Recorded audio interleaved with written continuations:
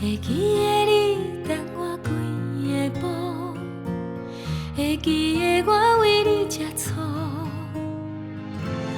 会记得打拼的辛苦，会记得你对阮的好，会记得所有快乐悲伤，会记得平凡，也是一种幸福。少年牵手，老伴扶助，行过风风雨雨，守护一个家。岁月打扮，头毛翻白，陪伴笑容的这份，永远美丽。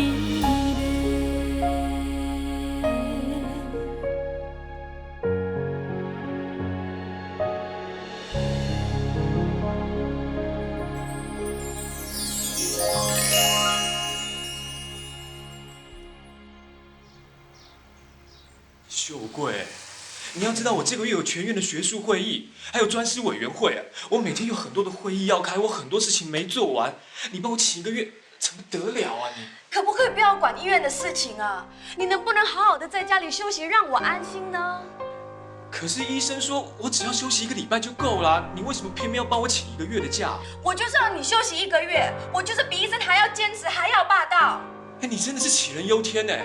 我就一个小小的毛病，你就要把它说成好像是不治之症，你很莫名其妙哎。好，那你1个星期后再去医院上班的话，你敢保证你不会再生病，你会健健康康的吗？哎呀，我自己是医生，我的身体状况我自己很清楚啊。你为什么就是要让我那么担心呢？我不管啦，我话已经说了，假也请了，工作也有人代班了，我就叫你在家里好好的静养1个月。赶快换衣服，躺在床上休息。哎，秀贵。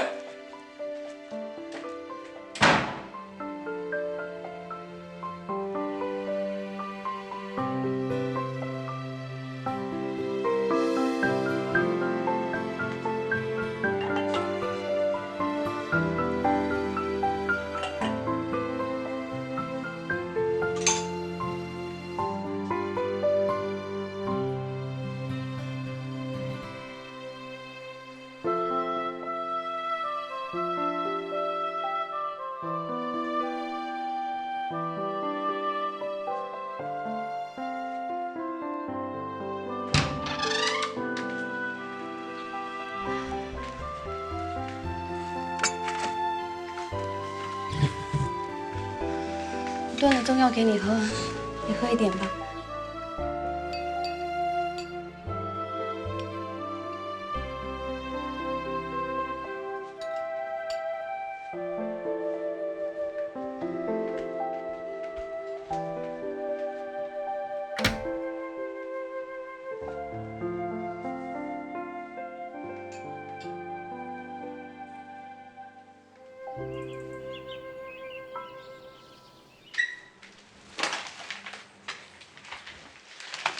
我去买菜了，早上要吃完了。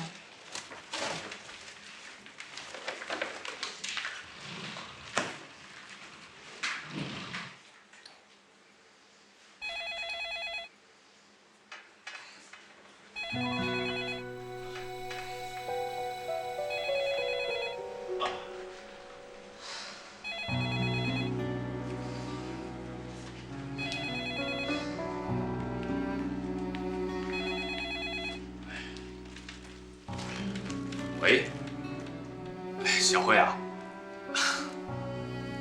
没有啦，我就待在家休养嘛。秀贵，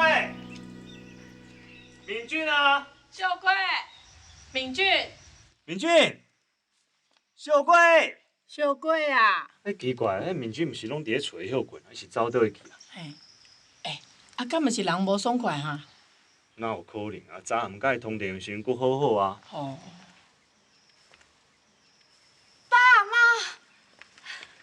哎，小贵啊。啊，小贵，哎。哦，原来你是走去买菜哦。对啊，哦，厝里哪无人伫哈？敏俊在家里面呢。哎，可是我们刚才喊了老半天都没有反应呢。啊，是不是困去啊？哎呀。我。敏俊，敏俊。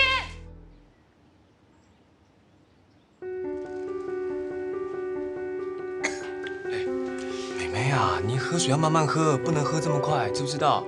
会呛到。再给她一点点，慢慢喝哦。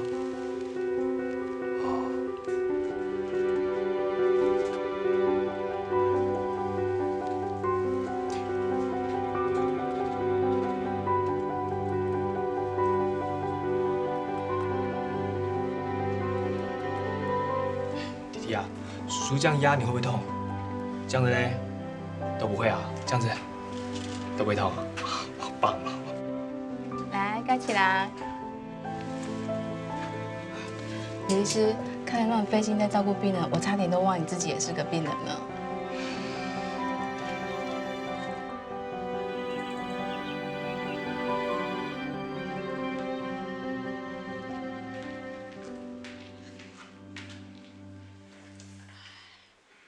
我看敏俊应该是走去病院啦，才去遐久啦。对了哈，不用担心啦。昨天晚上我跟他通电话的时候，他声音听起来还很有精神呢。对啦。伊个囡仔你嘛知影，伊一定是感觉讲家己的体力恢复甲差不多啊，才会走出去啦。嘿啦，可是爸妈，自从敏俊生病之后，他就一直瘦下来，胃口也不好，体重一直往下掉，他的精神跟体力真的大不如前。有啦有啦。敏俊啊，你总算是回来了呢。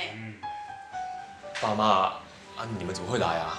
我跟你妈妈带补品来看你啊。你怎么现在才回来啊？你一定是跑去医院了，对不对？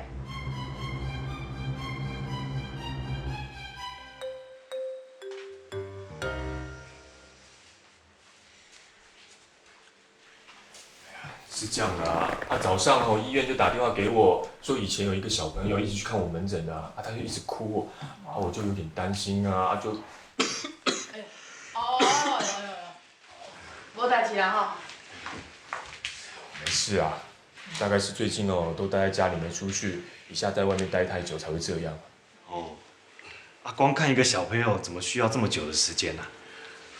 没有啦，我下午又顺便去巡房，还有那个专师委员会。你看你啦，拄好尔。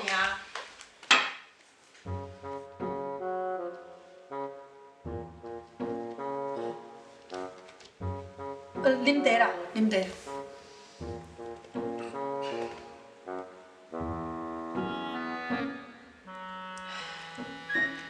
敏俊啊，我跟恁爸爸拢足烦恼你的呢，尤其是秀贵啊。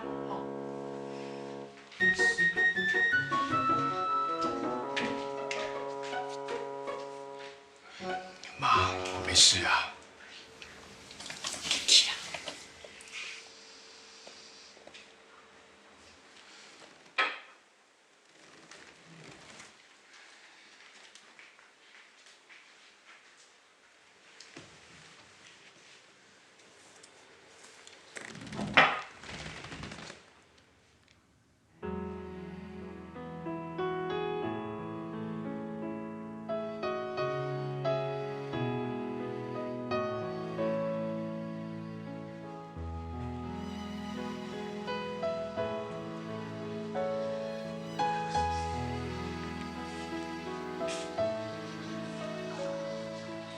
秀贵啊，我本来今天只想去医院一下子的，没想到一下忘了时间。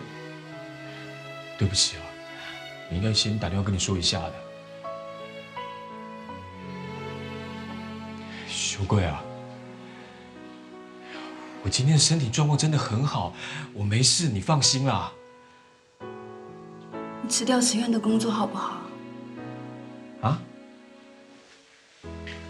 请你辞掉此院的工作。你在说什么啊你？我是认真的。我还不了解你吗？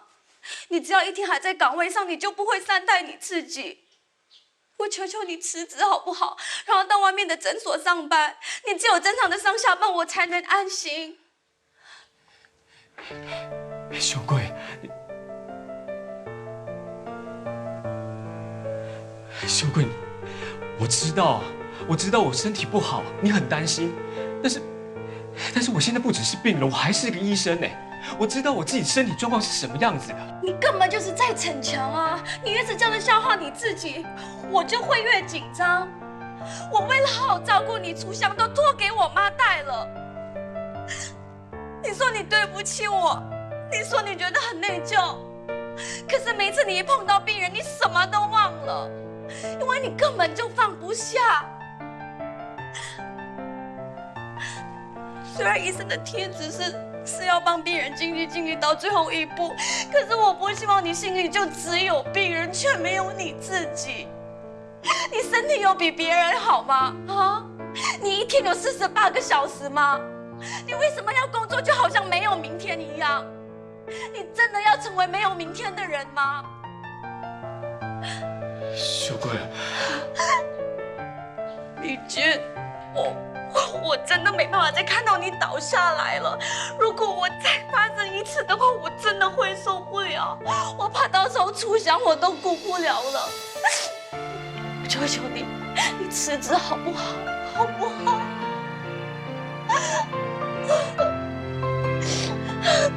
求求你辞职好不好？我真的会受不了。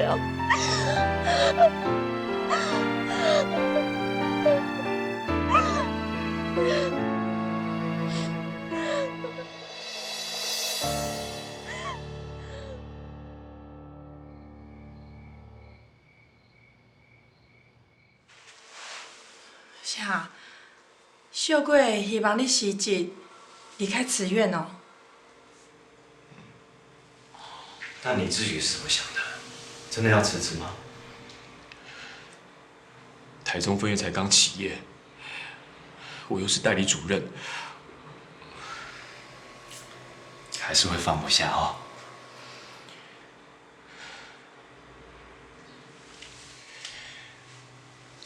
这些年，我一直努力的往前冲，可是我却从来没想过，我到底能不能做到这么多。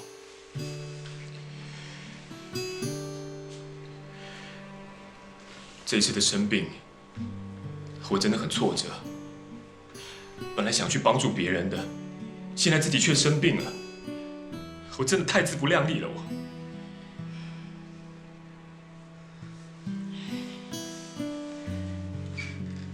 你莫安尼讲啦，啊，你的用心吼，爸爸妈妈拢会当了解。我总是顾着自己的期许，我却忘了我不只是个医生而已，我还是个爸爸，我还是个丈夫。我真的觉得我对秀贵好愧疚，因为有他，我才能够无后顾之忧的往前冲。可是我却从来没想过，他也需要一双有力的肩膀。如果再倒下，他一定会受不了的。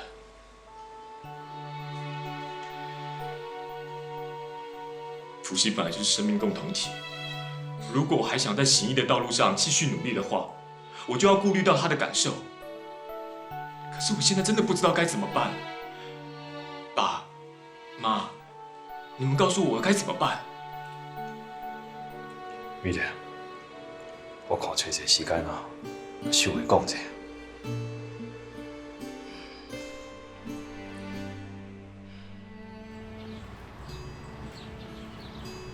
妈，谢谢你哦，这几天照顾敏俊。哎呦，戆囡仔，啊，你说什么傻话？黑敏俊吼也是我儿子啊。啊，再搁讲啦，这台中吼天气这么好，啊，空气嘛好，啊，我也很喜欢来这里呢。除非吼是你不欢迎我来啦。怎么可能？我是怕你跟爸爸太累。对啦，这几天哦，大家为了敏俊的身体真的都是累坏了啦。哦，好卡在有钱嘛呢，斗3工照顾厝详啦。这人工我还特别去甲说多谢才会当啦。没事，老妈。我弟跟我妹有自己的事情忙了，我妈有楚祥陪着，她也很开心。较坐者啦，休困者，来。哎呦，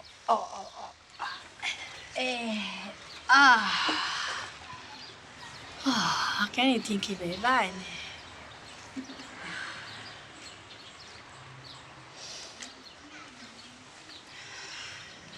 小贵啊，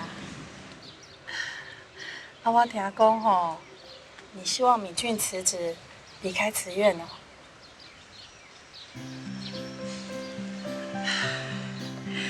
妈妈没有责怪你的意思啦，你都是为了敏俊着想才会有这样子的念头啦。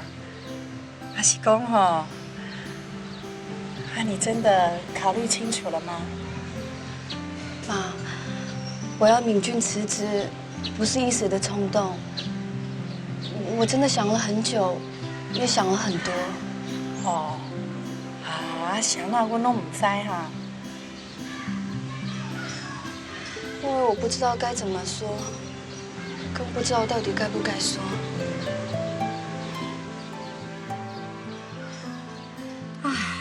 我们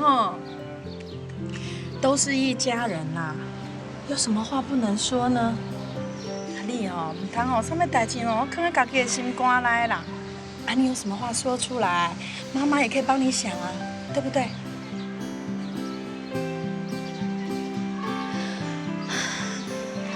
妈，这一次敏俊生病，他是完全累出来的，我真的很担心他。我这次真的不想再妥协了。我的丈夫就只有一个，我没有要他出头天，我只要他平安就好了。我真的只希望敏俊可以健健康康的。我真的不想失去他，我真的不想失去他。我知道啦，你的心里很苦啦。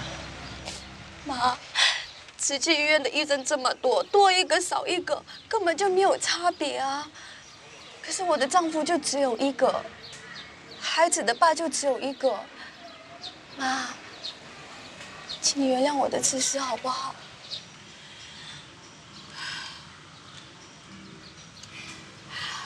我也是女人啦，我也是人家的太太，是人家的妈妈啊。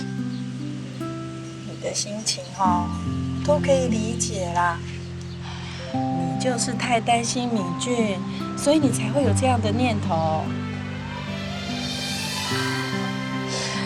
这几年都是你陪在敏俊的身边呐，他的情况你是最了解的。你会这样子想也不是没有道理啦。妈，我常常也在想我们当人家爸爸妈妈的是不是太自私了？他一心一意希望敏俊可以为医学还有病患牺牲奉献，然后我们总是忘记他现在已经有一个家，他也有自己的家庭责任呐。不过我忍不住又想啦，敏俊在行医的道路上，他已经努力了那么久。如果他突然离开他现在的工作岗位，会不会是他跟病患的损失呢？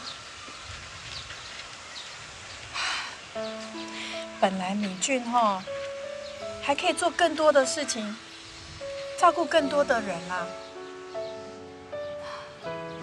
如果因为家庭因素他不能做他现在的工作，会不会以后哪一天回头想，他就觉得这是他一个很大很大的遗憾呢？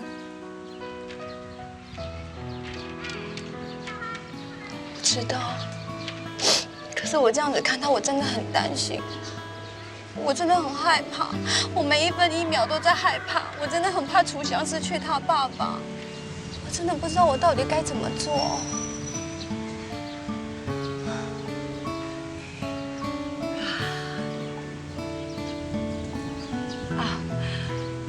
对啦，啊无吼，安尼啦，嘿，明仔吼，师傅要到台中分院啦，啊，你跟我一起去见他，好不好？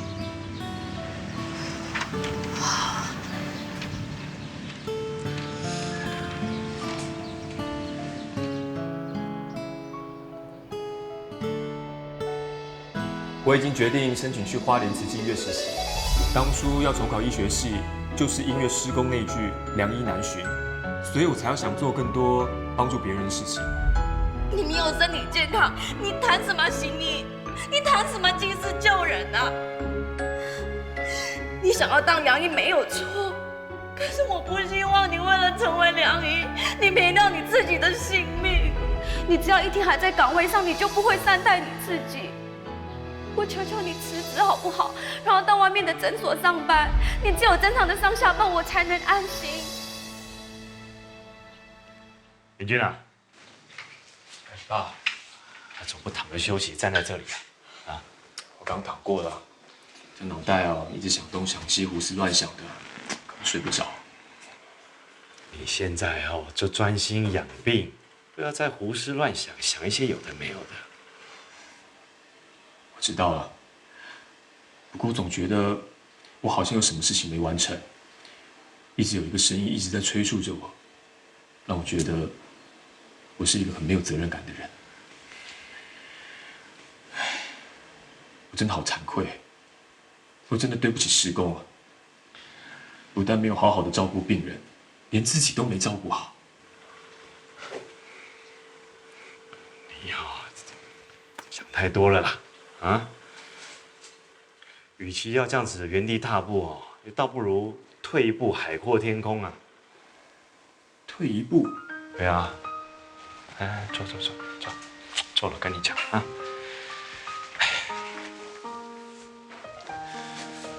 爸说的退一步不是要你放弃的意思哦，是叫你退一步来看，你反而更能够看清楚这事情的本质啊。我们人生本来就会碰到很多的事情，要去面对，要去克服，就看你碰到这些事情的时候，你怎么去选择。如果选对的话，你的路就会越走越宽；选错的话，也没什么好了不起的啊。你现在还年轻，重来就好了嘛。重要的是，在这个过程当中，你学到了什么？爸，你的意思？爸的意思是你是一个聪明人，我相信你一定会做出正确的选择的。爸对你有信心。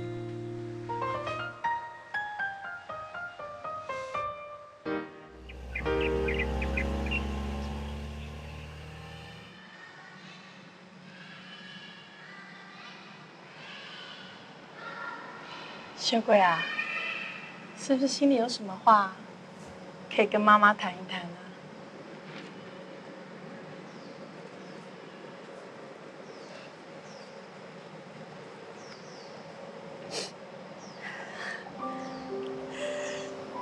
你不是难过，是心有感触，对不对？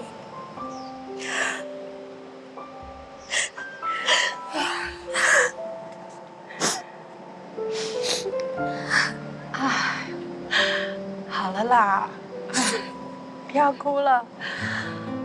你这样哭妈妈会心疼的。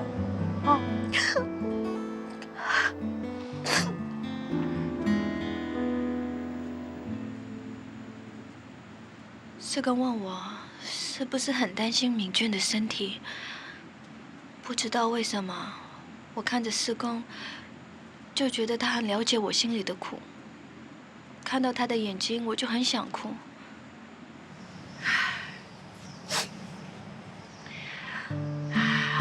师父就是这样啦，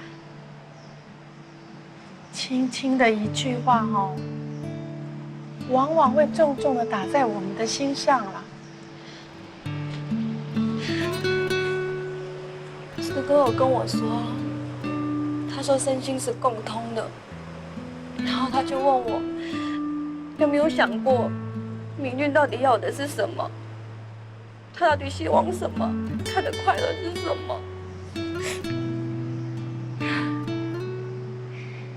所以师父说，莫忘初衷。好，莫忘初衷。这句话让我想到我曾经跟他说过的话。其实遇见你之后，你让我的信念更坚定了。我想成为像你一样优秀的人，更希望在医学道路上可以跟你并肩而行。可是实习医生有多辛苦，我很清楚的。我既然不能在你身边帮助你就算了，怎么可以当你的负担呢？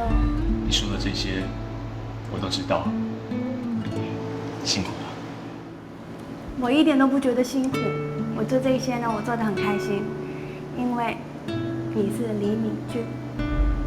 我答应过他说我会支持他，我说我要当他的后盾，我绝对不会当他的负担。可是没想到，我竟然成为用家庭拖住他理想的人。啊，这又不怪你啦，要怪怪我们家敏俊自己啦。他的身体实在是太不争气了啦。可是嘛，身体不好可以再养，可是如果失去理想的人，身体再好的话，也只剩一具躯壳而已。啊，所以你的意思是说，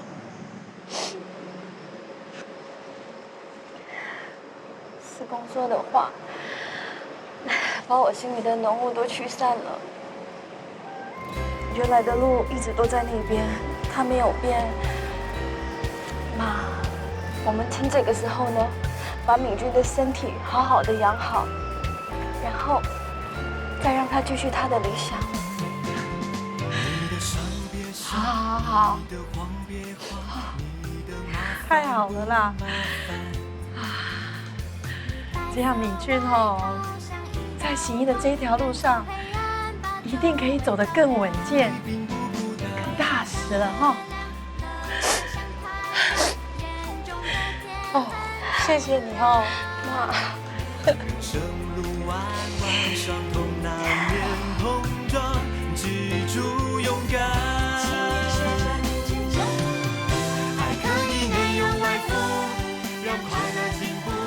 见过师公之后，我的信念跟想法都改变了，而且也消除了我心中的不安。所以对你呢，我愿意重舍信心。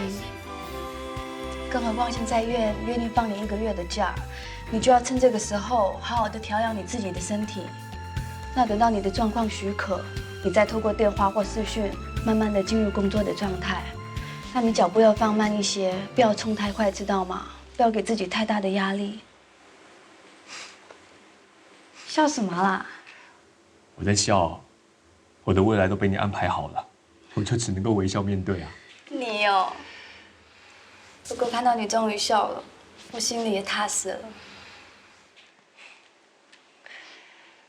这次的生病，让我们在理想跟现实当中，又重新做一次选择。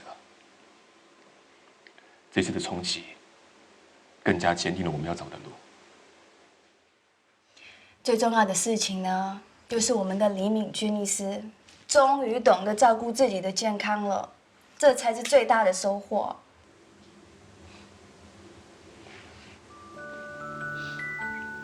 秀贵，谢谢你一路来的扶持，我有些话想跟你说。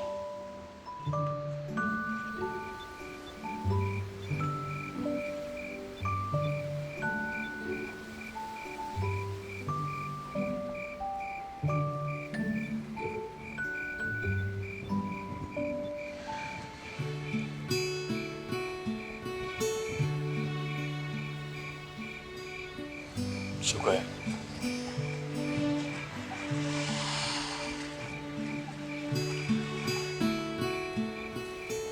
答应你，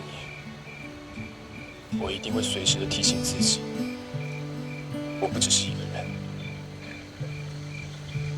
为了你，为了楚夏，我会好好珍惜自己。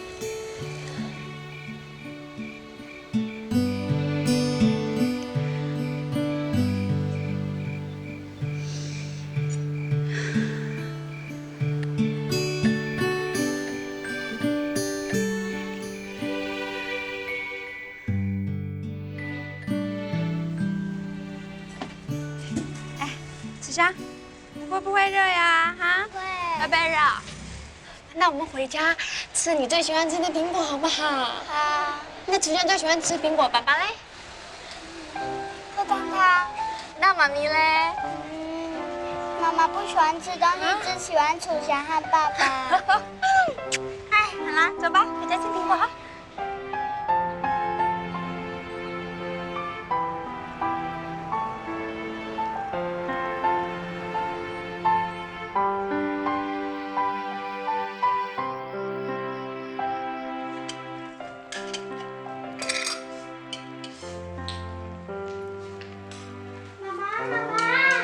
楚夏，厨房很危险，你不要过来。来，妈妈，爸爸什么时候回来？啊，楚翔乖，来，你呢对木屐给爸爸好不好？等到你对完呢，爸爸就回来了，好不好？乖乖哈。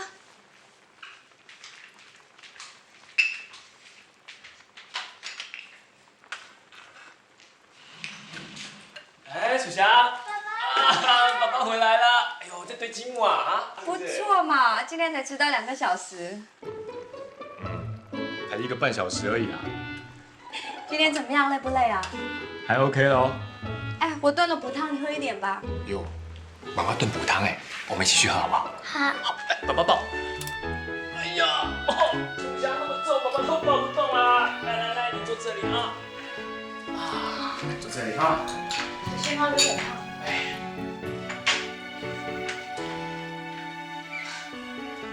我的儿子头好壮壮，应该是你喂母奶的功劳吧？没头没脑的，怎么突然之间提这个啊？我们医院啊，有一个年轻的妈妈抱了一个小婴儿来急诊，那个小婴儿啊就一直吐，好像食物中毒一样，还差点休克。怎么会这样子啊？我也一直在想到底是什么原因，因为喝母奶应该不会发生这种情形才是，所以我就帮他做了很多的检查，我想要找出真正的病因是什么。那真正的原因到底是什么啊？母乳无菌好消化，它能够提供给宝宝对抗各种感染源的保护力，同时啊，它也能够减少诱发幼儿产生过敏体质的机会。但是，喝母奶的宝宝就不会产生食物过敏的现象吗？前几天啊，婷婷因为一直呕吐，被妈妈送来急诊。我们帮她做了抽血检查，我们发现啊，婷婷啊有过敏现象，我们怀疑跟喝母奶有关系。母奶的成分跟内容呢，当然跟妈妈吃东西有关系。婷婷的妈妈非常喜欢吃海鲜，尤其是带壳的海鲜。再加上连续几天呢吃了这个朋友哦送来了这个鹅啊，于是这个过敏的因子呢就透过了这个母奶，让婷婷产生非常严重的肠胃道反应，以及呕吐，还有肠阻塞的现象。真的很谢谢李医师，以后啊我吃东西一定会更加注意的。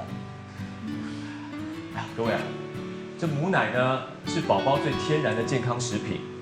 有加拿大的研究指出，全母乳哺喂6个月以下的宝宝，如果妈妈对这个食物呢没有饮食控制，这宝宝啊是非常容易得到肠胃道胀气，还有呕吐、拉肚子的现象，甚至呢还会引起这个皮肤过敏的现象。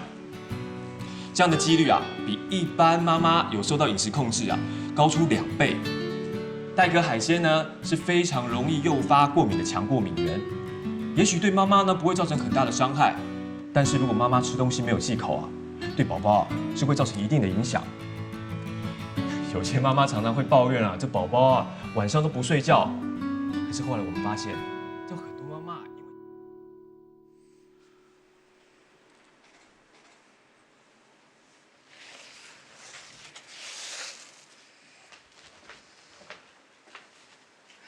小杰啊，你在看什么啊？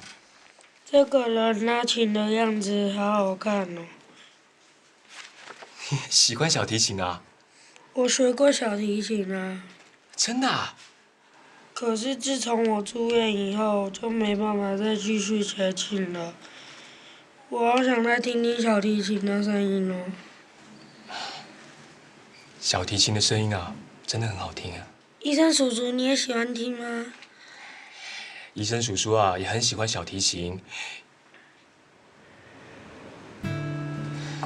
小杰啊，等到你病好之后呢，就可以继续学琴了。可是我的病要很久很久才会好呢。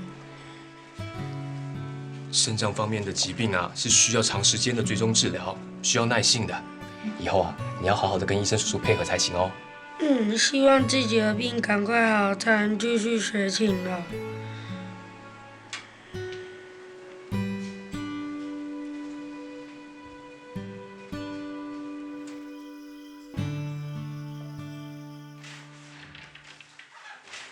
你到底在找什么东西啊？看你从刚刚到现在一直在找，那么神秘哦。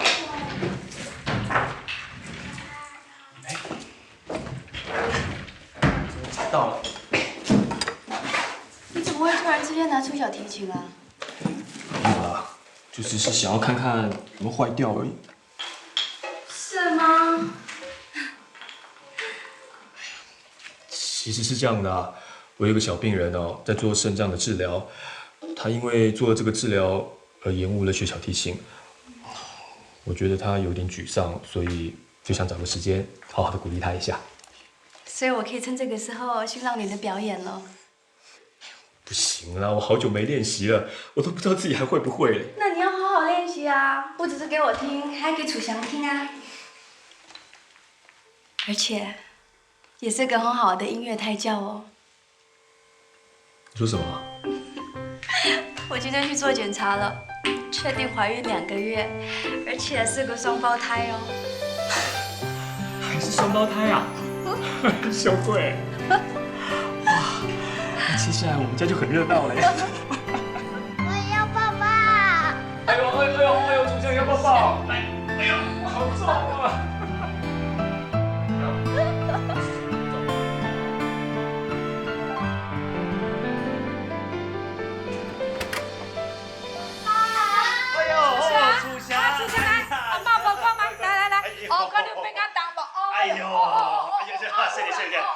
楚香，有没有想阿公啊？哈，来阿公婆。我较拄抱一个尔，你都要来抢哦。我是惊你手袂酸，是为你摄相呢。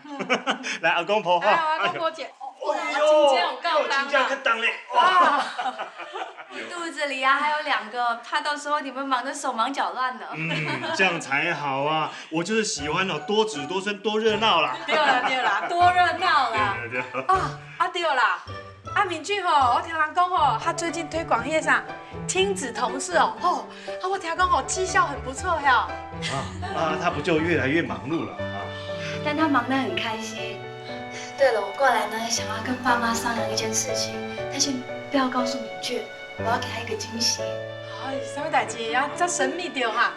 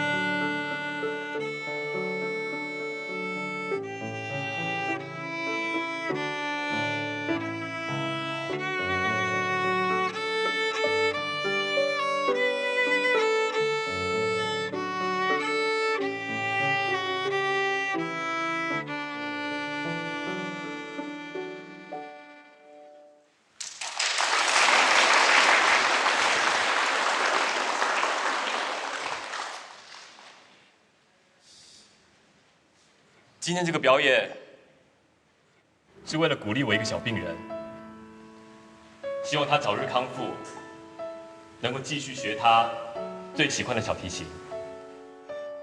小杰，加油！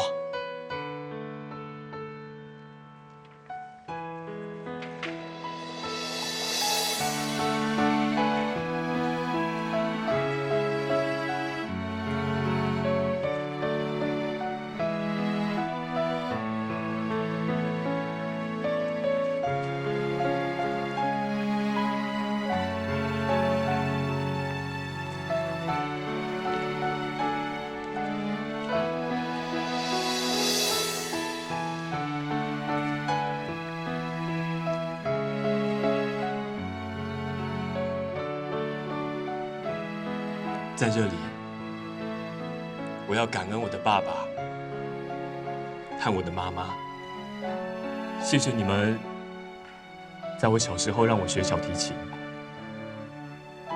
我今天才有机会站在这里表演给我的病人看。爸妈，谢谢你们。我是喜欢音乐。但是，我从来没有后悔走上行医这条路。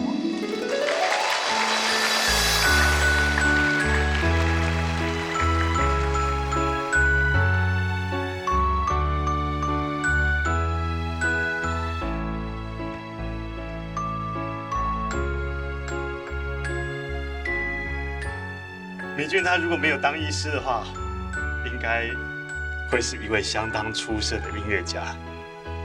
可惜，他有这么好的天赋，却被我们做父母的给埋没了。请原谅我的自私，因为我打从心底就希望敏俊能够成为一名医师。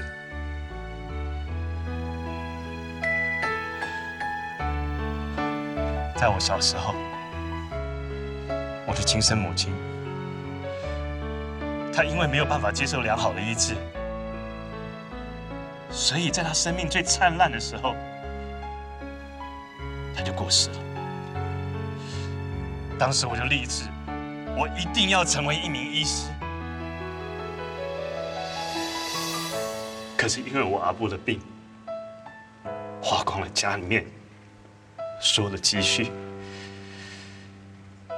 因病而贫，让我没有办法接受更好的教育，当然更没有办法成为一名医师。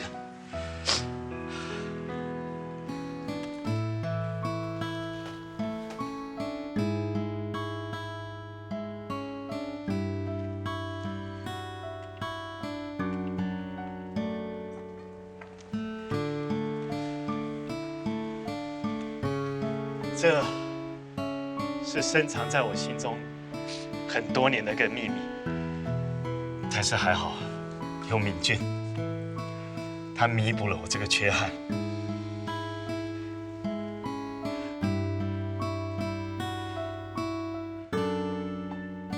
阿母，我今摆会当真骄傲地跟你讲，我无做到够的代志，你的孙仔敏俊。你替我做到够啊！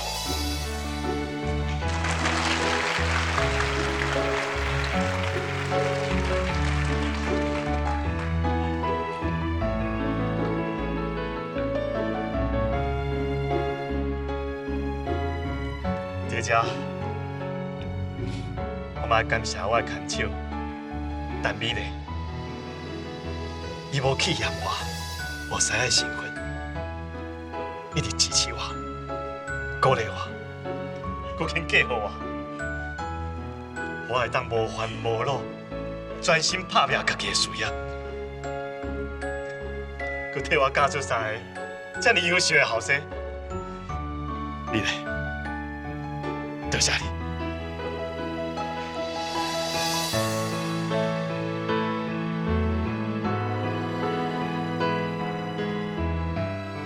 看到他们现在各有所长，各自在自己的工作上努力奋发，这个社会明天一定会更美丽。谢谢，感恩。